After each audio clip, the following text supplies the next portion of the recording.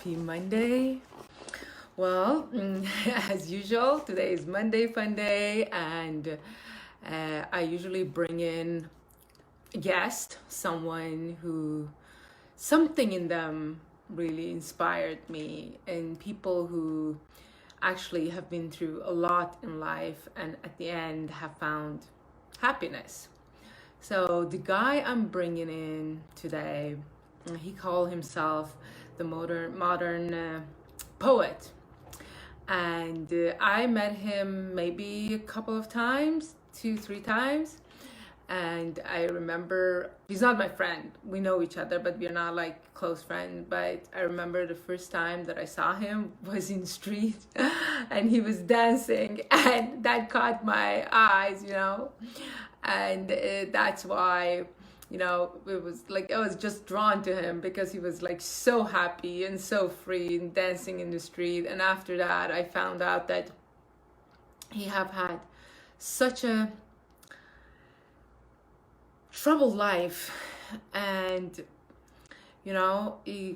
I want you to all know right now we are all dealing with so much is happening outside of us. And whatever you're feeling, if you're angry, if you're mad, if you're sad, whatever you're feeling, it's okay.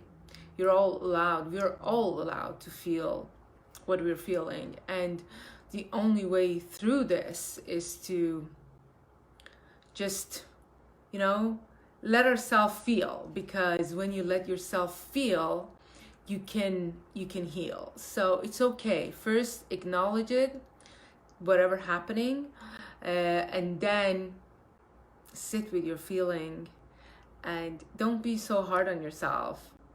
Have compassion for yourself and for others. I cannot see who joined, but let me see if he's here, and let's see if I can find him. He was supposed to be here, but he's not. So give me a second. I just invited him to join. Hi guys. I'm bringing him on camera.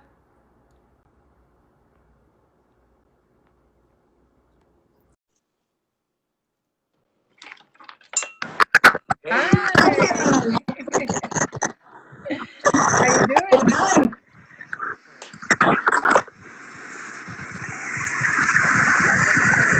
I want you to use these.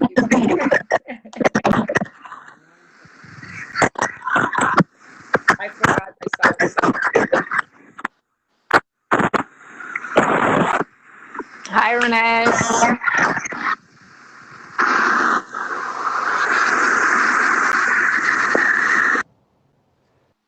Oh, thank you so much. All right. Hi. Perfect. Hi. Hi. So I did give an introduction, a little bit about you. So now, hi, Nicole. So guys, his name is Pejman, but I'm gonna let him introduce himself. So tell us about you. Hi, everybody. Well, I'm Pejman. I'm half Persian, half American. Just moved back to Orange County from Los Angeles approximately maybe 4 months ago. I'm in school right now. I study film and directing. I'm a writer with my first book publishing this summer. And besides from that, I'm just a typical modern day hippie or lover.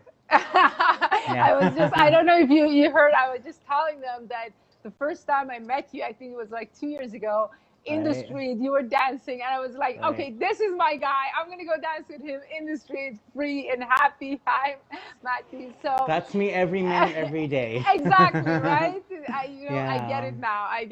It's just like, it's doable. So, I've before this, and I want you to tell a short story, like about you, your history, not the story of you, your history. Tell us about your childhood, what happened to you, because I know you've been through so much. So tell us, and then I will interrupt you in between and ask you some questions. Sure. Yeah, let's do this. Okay, well, I was born here in America.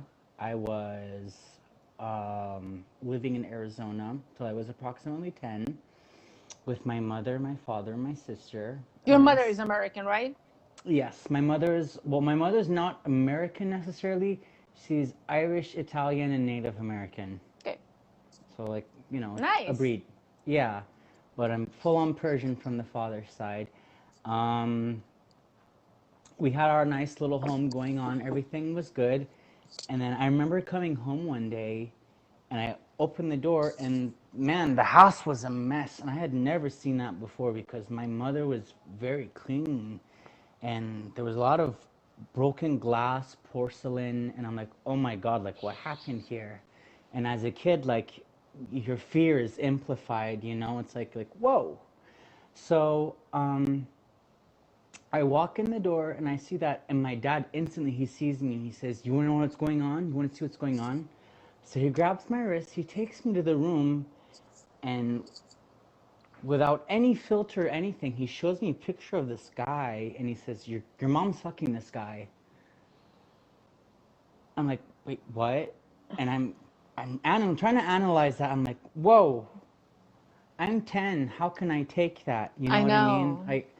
And I'm already in that mindset of thinking that I'm 10 and I know that already. You know what I mean? So it's like, So you knew that, you knew that this I is too much even for a 10-year-old, right? it's messed up to hear that. I I knew that at know. that I time. know. Regardless of that,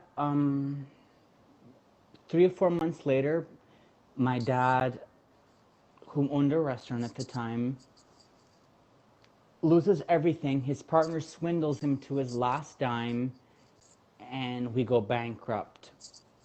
My parents split. My mother goes her way, and my dad takes me and my sister, and we go to Iran. Oh my God. Yeah. So we go to And you're still Iran. 10. Yeah, Yeah, like, right, yeah, just, I'm still exactly. 10, like, what's going I on, know. It's too right? much. It was weird, like, it's, you know, I felt like I'm going to a different planet, and that's the reality, like, when you're Yeah, in it Iran, is. it's like a very different world. It's not just So, Iran. Like again, we are. I'm sorry to interrupt you. We no, as because our parents, the way we moved as a kid, we have to. I had to because my parents were fighters. They just moved us around, and they never knew the effect that it has on us. But it's just like taking a plant out of the pot, drag it, and put it somewhere else, right? And right, at the 10, right, I totally get it. Yeah. exactly. So,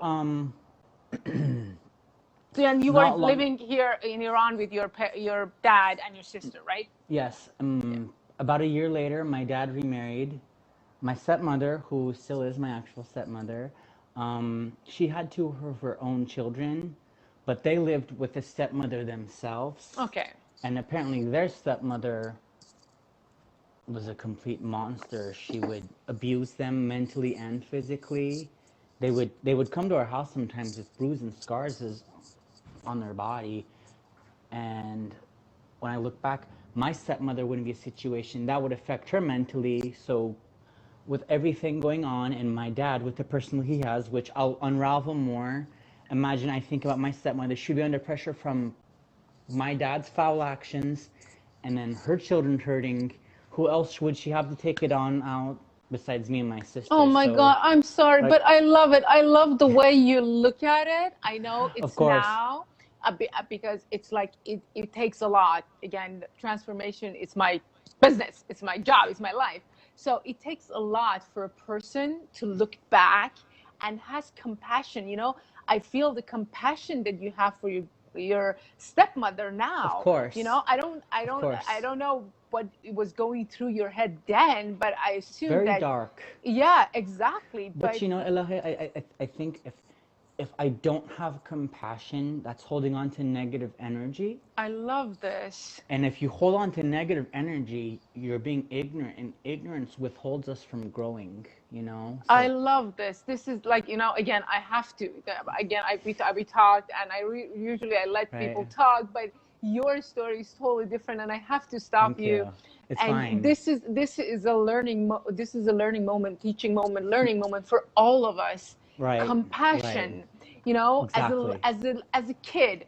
again, I grew up hating a lot of people, but now I look at it the way you do, and because you understand them more. But tell me Right. about then. Tell me about what was going through your head and your Um, life. well, I imagine it was a dark things are place. happening all at the same time through the period of being 10 to 16. I started going to a Persian school, and imagine being the only white boy, quote unquote, and coming from a different background, and then discovering that you're gay at the same time, Yeah. and it's like all that together. Even one of them is enough for a Even one of lifetime. them isn't enough, and then imagine how much oppression you're going to be under when you have people at school mocking you, bullying you, and then you have a stepmom with the same chance again who didn't know better to be in that kind of situation. So basically, hey Kenzie, so basically it's kind of like it was a lot to digest, but I was at an age where I didn't really understand anything. I love you too. I was at an age where I didn't really get what's going on. You know what I mean? To like analyze all No. of that. So it would Hi, be guys. like, kind of like, how do I say it? I was kind of mute to it, and I had no clue that later on it would be luggage to my trauma. Yeah, I believe, Right. I believe that that's actually psychologically kids when they go through these kind of trauma, they Correct. find this place. It happened to me. I know that now. I found Mm. this happy place in my head that I would totally check out, and I would go there Right. as a kid. And then even as a grown up, even later, like 2 3 years ago, 4 years ago, I would do exactly the same thing. I would actually check out after 30 seconds. In every situation I was checked out, and I was in my la la land happy place in my head. I wasn't happy. No, I wasn't happy. That's how you cope with as a kid. I Yeah. learned that. And You find temperamental yeah, stuff to keep you exactly. happy. And I took this with me as a defense, and that's a lot of kids do that. So Right. you were saying Right. going to school. Yes, I interrupt you and I take you back where No, we it's cool. It's cool. It's better we actually pause and break things down one Yeah, by one. I know. Hi, So guys. so the duration just continued, and I think throughout the whole time something that was really bad, another factor was my dad became addicted to opium. And from, as you know how the concept of how opium is used in Iran, and it's very common. And I don't know how much you know about people who become addicted to opium, but if they have their fix, like, Exactly, they're good. As long as they have it, they're whoa, good. When if they they're don't, not they good, are. they're Yeah, amazing. exactly. But when they don't have it, that's the problem. Volcano of anger. Unfortunately, throughout the whole years when we moved to Iran, I look back at my dad and I'm not upset with him because I realized that mentally he was going through a lot. He was battling addiction. But one thing that was probably the worst thing that I didn't like about he would do was if he didn't get his way and he'd have his fix and everything go crazy, he would run to the kitchen and grab a knife just to scare me, and he would chase me around the house with the knife, like from that very young age, even like up till probably I was 20, until I started to fight back and we would get violent hand on hand. That's when he stopped. But that was something that sucked, I guess I could say. But I look back again, like you said, compassion, because um, I remember we brought this topic up before between me and him, and I said like, what pushed you there? And he says, I was stupid. And, just the fact for someone to turn around to say that to you, and to like admit their mistake, like it's like it's like water on fire, So I guess I'm very grateful for that I've had that. But And I'm so proud of you. This is so amazing what you have done. But it's you are hard, you are in the most sensitive age of your life. right? Already been taken down to a place like Iran at that time, even at that now. I Right. don't know if that time, and without your mother, with a stepmom, dealing with your own sexuality, dealing with the school and bullying in school, right? We talked about that you were like so bullied in school, and then your dad. So, what? How do you cope? What did you do at that time? you know, I've always had this flow of always trying to be a happy person. I've always tried to be happy, but my sources of happiness were all temperamental. That's why I wasn't able to be like invincible happy. You know what I mean? I know Because now I'm it's a fake. right. It's a mask. I've been Yeah, there. I it's know a that. mask. But like, tell me more about school and stuff that happened to you before you were like before you turned 16 and the incident that happened to you in school. And tell me about that. Well, when I was throughout the whole concept of school, it wasn't so, it was just, it was a daily routine of being mocked for like either what I'm wearing or the way I'm talking or my ideas. You know, many times when I would say things that wouldn't make sense to people or to be out of their guidelines, people would think I'm stupid. And um, I look back and I realized, no, I'm not, I wasn't stupid. Like, I was just, it hurt. If that's what going to trigger emotion, it was very hurtful. But again, I would, I would try to, my own mentality, be far away from that kind of stuff because at the end of the day, a really good trait I think I have is that I've, even in my youth ages, I'm sorry, I'm trying to gather my words, I've never been one to really care what people think, even in my So this younger is ages. something again, Naya, this is something that you were born with, right? So I guess this is so. actually your trait. That's a good Yes thing. and no. Yes and no. When I lived in Iran, I was like that. I'll tell you how it changed when I came to America. Good. When I came to America, like things changed, I know. and like Tell me about what happened to you when you were 16. so. Up till then, throughout the whole concept of quote unquote being bullying, I fell in love with a boy, and I fell in love with a boy who only wanted to take off my pants too, and I didn't even know. So I wrote this in my diary, and one day I just leave my diary out there in the open, and my dad finds it, and he didn't have his fix. So, oh man, this time his chasing around the house wasn't an act. He really did try to kill me. He had almost carved through my door, and like doors in Iran are not like here. They're like I know. house doors, like and like that in the house is like they're pretty damn So thick. your dad actually found out that you're gay, or was it like because you're He like did you're try to kill me okay? at the beginning, but then he left the house. So for a while he had vanished. It took us maybe like 12 years later to actually Talk about it. dig- digest it properly. And the last time we talked about it, where it was like that it needs to be solved. I mean, we've talked about it again after that, but the last time the thing he said, it was so funny because I'm so proud to see how his mindset has changed. Very vaguely, I apologize, pardon my language. He says, I don't care if you want to fuck a dude wants to fuck you. As long as you have a kid or something from yourself, that's all. Okay, tell me about more. Tell me about the school and then what So, happened to you in my school. dad leaves. My dad leaves after he finds out this incident. And right then and there, I graduated high school. And my friends took me up north to celebrate. My so-called friends who actually always made fun of me in school, and I went up with them. I don't know. I was desperate because, you know, You wanted to fit in with them. I did. You know, growing up, as much as I didn't care what other people think, I had a It's three. high school. Don't need to. I get Yes, but at it. the It's same high time, I lived with school. my sister, and I had this huge ass house with 3 bedrooms in Tehran. People just want to like party, party, party, and Yeah. I was just a place to people. Okay. You know, no one really cared for me. So if I would get excited somewhere, like, oh my God, wow, someone thinks I'm worthy of being hung out with. I That's know. that's that's how I Okay. would feel. So you went to North. I went up north, and we got drunk.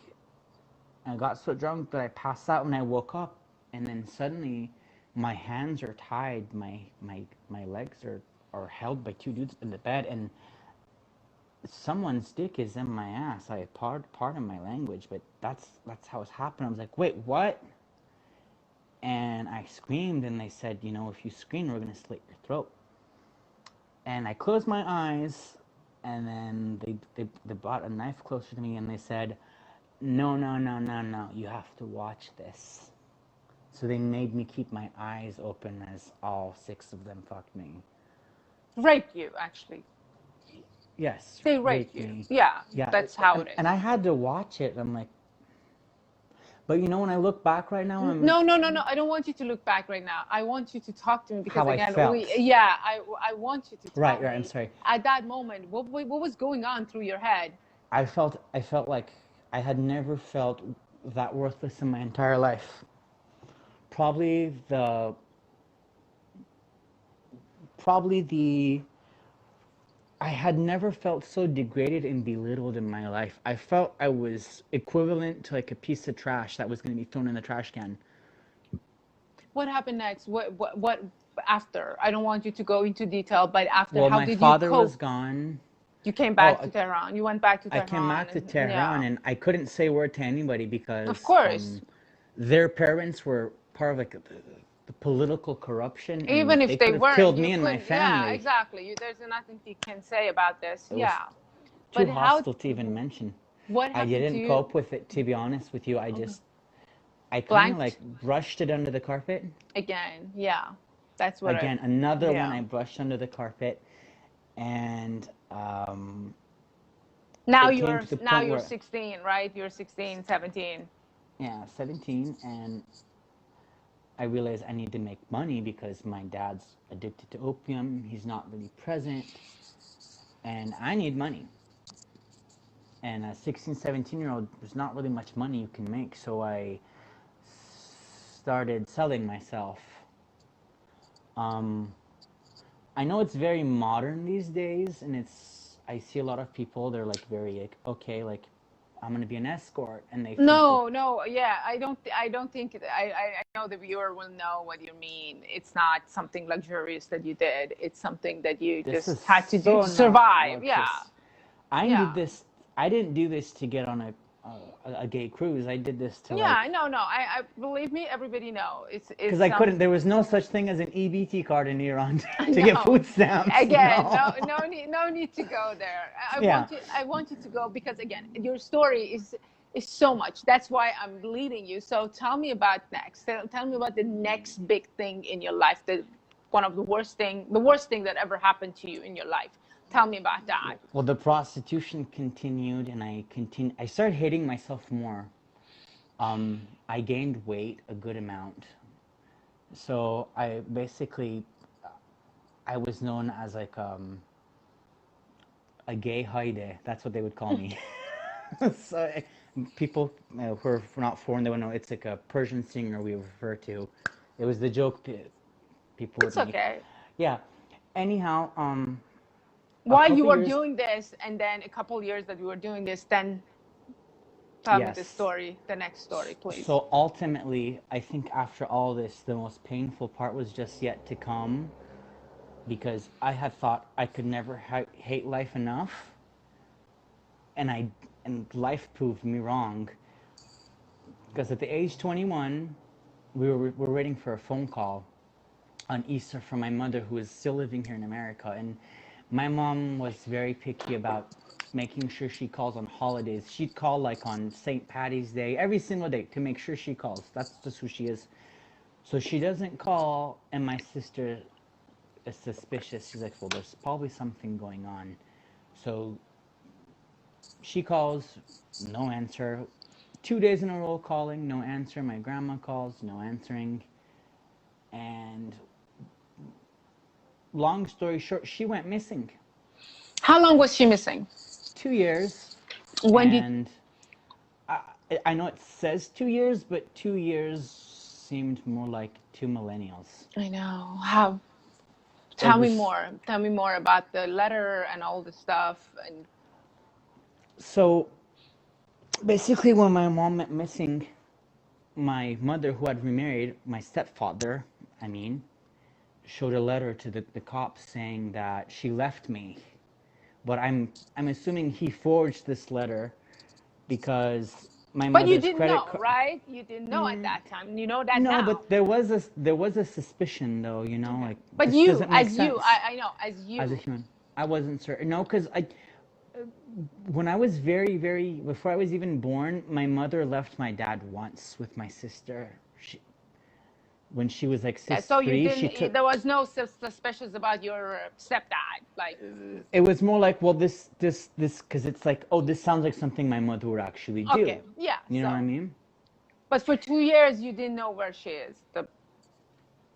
What Right. was going on in that 2 years in your life? What were you doing in that Yeah. 2 years? Tell me about those 2 years. I mean, I had no choice but to continue my life, but emotionally, I wish it upon nobody, because not knowing is what gives people anxiety when we're not I certain know. of something. And man, people do not understand a long duration of anxiety is horrifying. My sister, we lived in a three-bedroom house, like I said, just me and my sister. And she lived on the other side of the house, and almost every night I'd wake up from her screaming because my sister would have nightmares. So you can So just it was not imagine. just you, you were going through your Ah, own thing, your and sister were I'm going through, and you paying for were, my sister, yeah. at the same time. And what were But you doing? What were you doing in that 2 years? You still were like, were you studying? Were you, because you I told was me that teaching. you I told was me that you teaching. went to school. I was teaching, and I was also studying French, Spanish, and Italian. So I tried to keep my mind busy. I went and learned like 4 languages, which was That's the thing about you. Again, I'm cutting you here because I know we talked about it. What happened to you, that every time something hit you, you would get up and brush it off and just focus on something else. That's why you got raped. You forgot about it. You start right. prostituting. You forgot about it. You get into, and that's a good thing. I think that's one of the best qualities that you have had as a survivor. I think you were like born a survivor. So on those 2 years, you went back to school, you were teaching, and then what happened then? When did you find out about your mother? I think it was 2 days after Valentine's Day. I got a phone call, and very apologetic phone call saying, "Hey, I'm sorry, but they found what's left of your mother in the desert. I'm From the sorry." police. The police called you. Yeah, and the first thing that came to mind is like, oh my God, like, how am I gonna tell my sister this? That's what came to my mind, like, how? So I was so fortunate that my aunt was in Iran, because she lives here in Orange County, but at the time she was visiting us, and she came over, and my stepmom came, and my dad came, and they broke it to her because I didn't have the heart to tell her, And I see that because my sister is, we're like an apple cut in half when it comes to personality. We're both extremely emotional. And it's so funny because, you know what she said to me? She says, right after she found out, she was crying, she hugged me, she says, I was worried how I would tell you if anything were like I that. She was know. thinking of me, and I was I thinking know. of her. I know. So I guess it was kind of relieving at the time, thinking, okay, so my sister does have the strength in her to like How did you cope with feel? this. You talked me about tell me about the feeling I after you was found out. relieved. I mean, at the moment, I was like, oh my God, wow. It was very wow, not in a good way, but I know. it was like, it's like, when you like, it's imagine Closure. holding, It's all about yeah, closure. it's I like think. holding your pee for 2 years. That's I how it know. felt. I know. And when you let go, it's like this heaviness came off my chest. It was painful to accept it, but letting like closure was good. But that's when I didn't have no clue. Like, this is just the beginning, because I had anger issues that I didn't even know I was aware of. I was nice to people, don't get me wrong, but I there was know. this part of me that was still arrogant. Masks. There are masks. There are different masks you take off and you put. You are nice. I totally get it. Yeah. But at the end of the day, I was like, How old were you when you actually found out? about your mother that 23. she's dead? So it's like you're still in Iran, 23. Okay. 23. A year later, finally, I got exempt from the Persian military, and we came back to America. After You 14 years, I came you back to and your America. sister, or you by yourself? Me, myself, I apologize. When my mother was found, my sister instantly came back to America. Okay. Because my mom's mom was here, and she wanted to give her comfort, you know what I mean? Good. She wanted to be her rock. So, yeah, I came back to America. So now you're 24 and you're back in US after 14 years. Yes. And everything has changed. I joined the United States as a reservist. I came Thank out. you for your service. Thank you. I came out, and I decided to move to LA. I'm like, LA. So you did came out of your closet. Tell me about Yes. that. How did that make you feel? I came out when I was 16. I know, but like when you like really globally came out, how did you make you feel? Why did you do that? Or why did you feel the need to do that? I globally came out when I was 16. Oh, good. Even in Iran. Okay, good. Yeah, and I guess I took advantage of my quote unquote white privilege, they say. It's like, I'm like, they're going to think he's American. Okay. So they're not going to come kill me. No, I'm not. I know. You know what I mean? So you are here in US, you served, and then you moved to LA, and you're 24. Tell me about that. And you still you're not this person. You still have the angers, you still have the anxiety, you're still dealing with so many emotions, and then you have to build a new life. Tell me about that. So I came to LA, and my whole mindset was, I need to be hot. Gay scene in LA, of course, there's no other way. I need to be pretty. I need to be noticed. Like, I want love. You need like, to be I want perfect. people to see. You need to be perfect, basically. Yes, but like, is perfection my looks? And anyhow, so long story short. What did you do? After being in LA for maybe 4 or 5 months, I was at the Chapel one day, which is a local club in West Hollywood. And in the crowd, I see this boy that he's actually... Always about a boy. Yeah, he's pretty popular, actually, and he is Insta-famous, quote-unquote. And I see him, I'm like, wow, oh, it's him, finally. So you actually attracted to him, or you fell in love? Or what was it? It was love at first sight? I wasn't in love. No, oh, okay, it wasn't love at first sight. It was just attraction. It was attraction. I looked at him like, wow, stunning. And regardless, I was in a situation where I knew I couldn't make it happen, so I didn't approach him. And he looks at me twice, and I don't look at him. And everyone's looking at him, walking up to him. He's not being rude, but he's being dismissive towards them to hey, sorry, he's just being kind, but showing the gesture he's not interested. And suddenly he just gave up, and one scene I'll never forget. He walks and he actually pushes someone, says, excuse me, and he walks up to me and he said, hello. And in my head, I'm like, oh, fuck, here we go. Yeah. What was going on through your head? Because you told me something that was really good. I really liked it. I'm like, this is a hot mess. Yeah, no, in my head. But then when I said no to him, I told him, I'm sorry. It's not like I'm not into you, but it's not going to happen. He delicately kissed me. And that kiss, it's like it lingered because gradually through time, it was something really magical happened. And that kiss gave so much confidence to me. It gave me a confidence that I had never felt anywhere else. Because I'm pretty sure people who are, maybe there's a crowd who's watching this would know or familiar to the whole concept of how West Hollywood, how it is, or metropolitan cities. But confidence is easily shattered in major cities, and people, unfortunately, not just that. I think that what happened, because again we talk. The thing is, all your life you never saw yourself. Exactly. Yeah. I had never seen. You're right. I'm sorry. I have ADHD, so I get sidetracked. No, it's okay because I'm using your own word because it was really beautiful what you said. Right. You said, "All my life, I felt I was never enough." It's true. Yeah. I grew up thinking I'm never enough.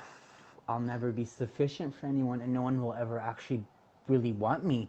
And then suddenly here I am, one of the most beautiful men I've ever seen in my life, and I still stand to that state, just came and kissed me and wants me. And that's when I thought, wow, I know how, I agree that it sounds super duper shallow, yes. No, it might, but In it's my opinion, okay. for my own self, it might sound shallow, but I found my own worth through someone recognizing my worth initially. I love that. It's so beautiful. Someone looked at me and saw my value, but then that's when it started to just get deep. For I you. started to see life, yeah, in a different way. So tell me then, And tell me what happened then. What did you do? well, I think the most important part was suddenly, like, there was like a thing in my head, and I found my passion. Because a good memory through my childhood was growing up, people consistently telling me that I will make a stunning artist and I will be an artist one day. And I realized, like, wow, I want to do art. This is who I want to be. And I started writing my book. Nice. And at that time, I gave up on my physicality, my body, which was probably a big mistake I made. You know, I should have taken care of myself at the same time, but I learned a really big message at the same time. So I'm actually happy to be where I am now. Good. Yeah, So you but didn't pursue the guy, you just went in. You went in, you went for I the went after soul. the story. Yeah. I fell in love with my passion, Yes. you know, and I just started writing. And then right when I started to write, I applied to go to New York Film Academy, and my dad said that financially he could support me. But right then and there, I write my essay. It's the summary of my life in the form of a fairy tale I had written, and I submit it to school, and they loved it. They loved it. Sorry, and I was even offered a minor scholarship, but the rest of finances would be on my own hand. Unfortunately, my father had financial technical issues. So another He was setback, right? Again, another setback. exactly. How do you keep cope with that? How did you do that? You were in the middle of finding yourself, getting in deep. What did you do? You So I had quit a writing? friend. No, well, I had just written a summary. I hadn't attempted to actually write the book. I have a friend who, she's an Emmy award-winning producer and director, and I met up with her one day at Barnes and Nobles at the Grove, and I read the summary. And she's like, "Wow, like you have a really good hand for writing. Do you realize that?" And I said, "No." She said, "You should just write your first chapter." And I wrote the first chapter, and she said, "Man, you're not just an actor, you're a writer." So you were writing and then you got sick, right? You told me about you Yes. got sick. So I tell me continued about writing, that. and then in the midst of writing, so have take note, I stopped working out. I gained a little weight. Um, I was just smoking pot a lot. Just chilling at home, or I would go to work, come home, and I would write. Everything had become writing. Like I didn't care about anything else. My only focus was my writing, It was like your escape. right? I was escaping everything though. I came down with a really, really bad fever. My lungs caved in twice. I was rushed to the ER. If my roommate hadn't discovered me, the doctor said I would have died because my tonsillitis were so inflated. And after 4 days of fevers, losing 12 pounds, I got my results back and I was HIV positive. Stop it there. I'm sorry, I have to stop you there. Okay. So now you have dealt with so much, right? And Right. you managed to brush it off and just dig it, like bury it deep. And now you found your escape, and then you get sick, and now you're HIV positive. Right. What are you thinking? What are you feeling at that moment? I think what the worst part about it was, No, what were you feel? Because you I'm gonna always tell you tell how me I feel, things. exactly Yeah, how I feel. feel. Tell me what you How I felt. feel exactly, how I felt. I was throwing a party 3 days after and was inviting my family over, my cousins, that is, and then friends. And then once they found out, everyone was too scared to come. And that's when I felt that, wow, no one wants to even be around me. People are scared of me. I was all alone in a home, So honestly. wait, I'm sorry. So you found out that you have HIV. 3 days later, you throw a party and you tell people, I told them before, and so my and family was nobody scared. wouldn't. Okay, Maybe like get four it. of my friends came, Okay. but the others, no one else came. And I didn't make it a social announcement because I didn't think, at the time, I wasn't really ready to tell my dad yet because he has health conditions. So I was like, I mean, he knows now, I but know, at the but time, then at the time. So I felt like I have nobody for a minute. Emotionally, it really hurt. So I just continued to writing. I'm like, you know what? Again, fuck it. But man, I eventually, have, again, just hearing you're hence hearing I it. know I I'm had a here. I shitty have roommate to, too. I have to cut you here, and again for a very brief moment. You know, again, I'm used to hardship and I'm used to Right. people going through so many, but you are amazing. You have to know this. Oh, Like just sitting here and talking about it the way you do, you have to be really proud of yourself. And I want people, I everyone, am. anyone who watches this knows that joy, peace, happiness, they're all possible. And we're all so much bigger and so much stronger than anything we deal with. And I really love the way you tell your story because, again, I can understand this is your this is your history. It's not the story you keep telling yourself because the story that you have told yourself got you through this and you're here.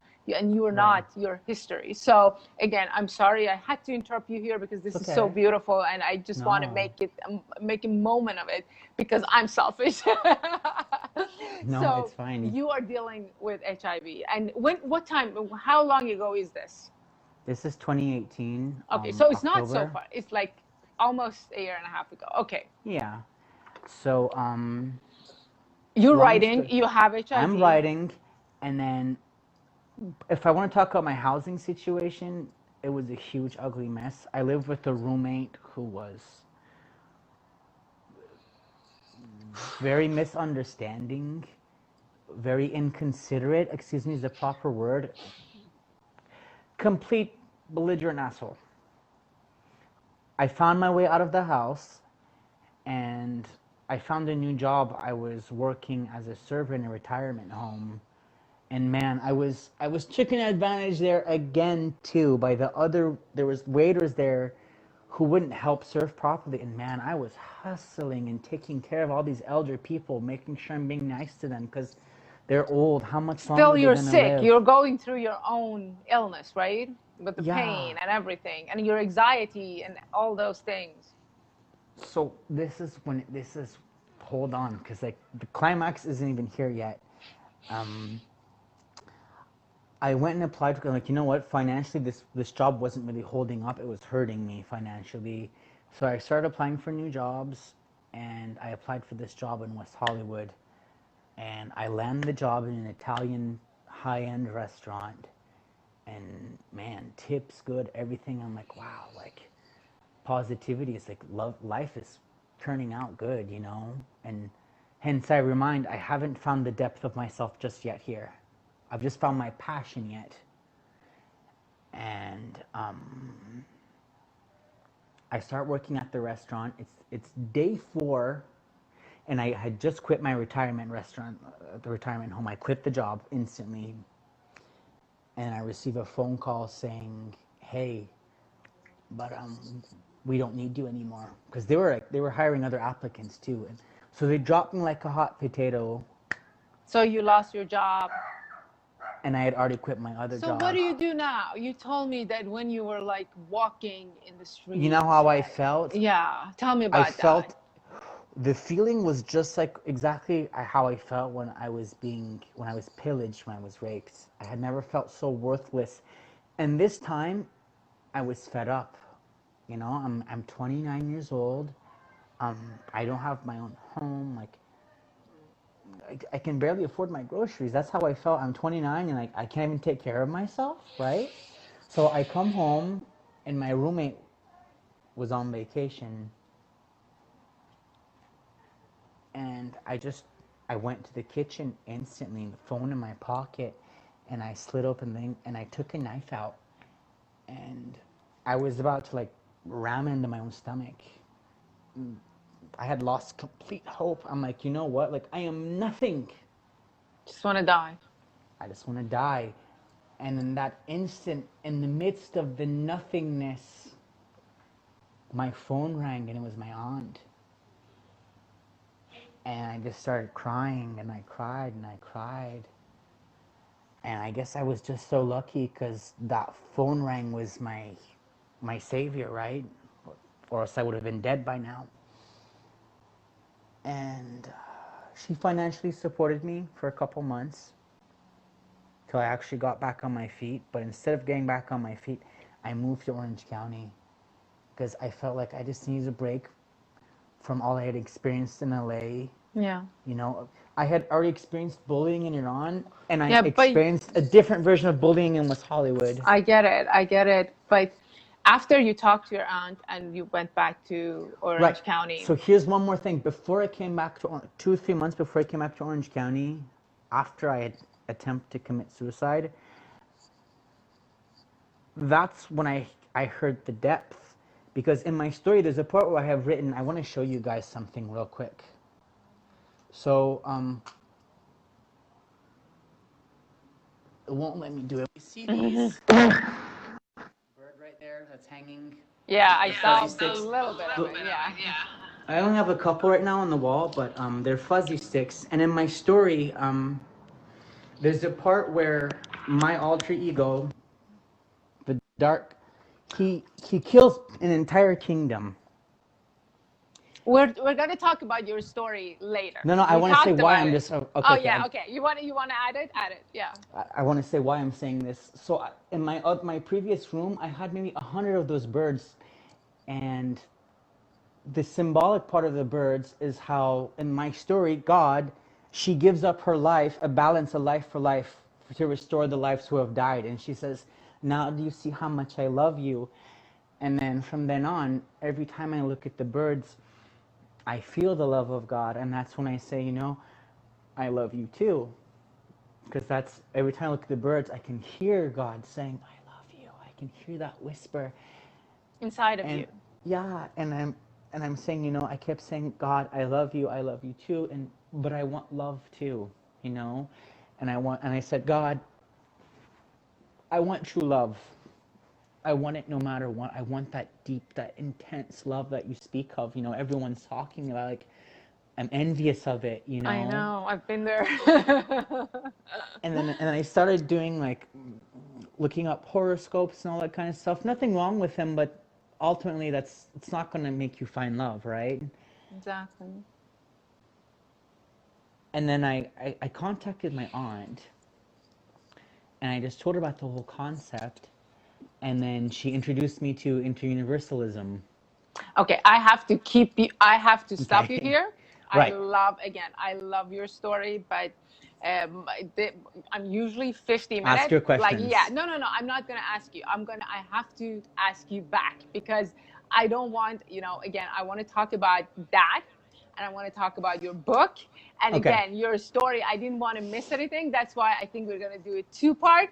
Okay. So I will have you back in like 2-3 weeks, and then we're gonna take it from here. Okay? Sure. But before we go, I want you to tell me. I know you've been through so much, and again, I think even my viewers will know, like, just by the way you talk, how calm you are, how I can say peace, how in peace you are with yourself. But now, with everything that is happening outside of us, especially now, what is the conversation? How do you talk to yourself when you get sad or mad? You told me that you take a deep breath and then you talk. I want you to tell that to my viewers, because I think we all need that every time something really shakes us or makes us angry or mad. It's easy to be like everyone else, but how do you tell me about that conversation before we go? Sure. Well, it's, as you said, it's a lot easier to just let out all your anger and just be wild about it. But honestly, what I have learned, what works best, instead of actually, because just getting anger is just going to bring me more anger, you know. Negativity just attracts more negativity. So I just close my eyes, take a deep breath, and I remind myself that there will be happier days, that this is going to pass, that there's going to be brightness, there's going to be sunshine, there's going to be speaking about more love and kindness. But there has to be situations like this for there to be that beauty and the peace. We need to experience these kind of things in order. You know what I mean? It's like, I know. if that were the case, life would be paradise. If they would, it's the concept of It being can able. be. It can be. It might feel, it might sound Yeah, cliche, but it's possible. yeah. If you Anything is want life to be possible. paradise for yourself, though, you got to understand to learn how to be paradise in the midst of chaos, and that is being Exactly. to Oh keep my God, yourself I at love peace. that. I love that. That was so beautiful. Pejman, I love you so much. I love you Thank you, too. thank you, thank you. And Thank guys, you. thank you for tuning in. I'm going to bring him back because, again, I didn't want to cut his story. I had to cut him sometimes, but his story is amazing. I will bring you back in like 2-3 weeks, and then we talk about what happened next, and then we talk about your story because I really want to Sure. talk about, I want to hear about your book and what you're doing. So Sure. love you all very, very much. Have an amazing week and see you all next week. Love. Bye. Bye, Ciao. guys.